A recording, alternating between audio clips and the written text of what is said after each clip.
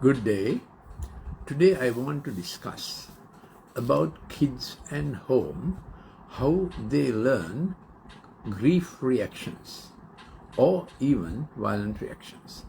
When a child has a regular home, as it should be, when dad and mom are loving, though the world outside can be hostile, has irregularities, they have a return basis of saying, my home is not like that. My dad and mom are predictable. They are regular. They always work for my best.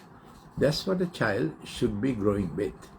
Then whatever he faces outside, unfairness, suggestions to do wrong things, he doesn't go that way because he always feels his belonging is at home. In the love and belonging, the worth and value that mom and dad are adding to her or him. Of course, a sibling can add to that value also. But when home becomes irregular and there's unfairness of treatment according to the child's judgment, judgment of a child always must be granted space because a child feels exactly without prejudice initially. Then the child also learns to play ducks and drakes according to what the child experiences. But initially, child is full of reverence and wonder because that's how God the Father made the child. He owned the child in the womb even when parents were not so sure about the child. But that rejection by a mother of her motherhood, the child feels as her rejection, his rejection, even while in the mother's home. So when home is regular, child is regular and is able to meet up to the irregularities the child may find with friends, at school, tough work, unfair teachers, whatever it is. But if home becomes irregular, child begins to say, it's all the same, I better adopt my defense mechanisms, learn my own tactics for my own welfare, and a survival of the fittest begins. Not because Darwin is right, but because the child realizes unless she learns some tricks, lying, putting a facade, hiding things, she has no room to survive at home. This is why at home we must do the best we can. And the child continues with that sense of reverence, that is a gratitude and honor that she came from higher, for a higher purpose. A better purpose is waiting for her. And every day she wakes up with a wonder that something good is going to happen to her, happen to him. So this is her expectation with parents. When that gets violated, not once or twice, generally repeatedly, the child is living in a it's a risk area. So child is into fright, fight, flight, and then she will adopt her own defense mechanisms, lying and hiding and everything else.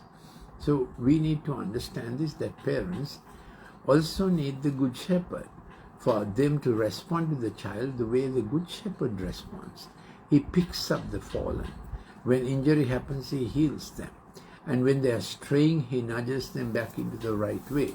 His voice is speaking all the time inside us. He promises, my sheep hear my voice. So when parents have lovingly raised up the child, even when the child is out of sight, in a playgroup, and with friends, even when the child is trying to get into some danger or risk or sexually risky behavior, the voice of the parents inside them will say to them, you belong here, you don't belong in that. And that belonging draws them back into the circle and the center of affection.